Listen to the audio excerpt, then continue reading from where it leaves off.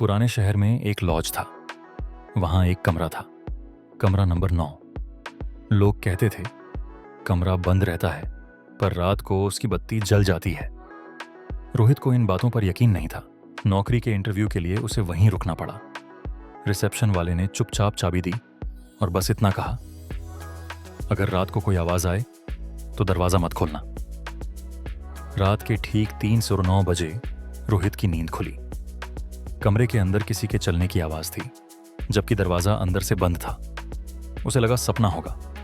तभी आईने से आवाज आई, तुम भी मुझे देख सकते हो ना? रोहित ने आईने की तरफ देखा। आईने में उसका अक्स नहीं था, बल्कि एक आदमी बैठा था, सिर झुका हुआ। अचानक कमरे की बत्ती बुझ गई। अंधेरे में कान के पास फुसफुसाहट हुई। इस कमरे में जो सोता है वो सुबह उठता नहीं।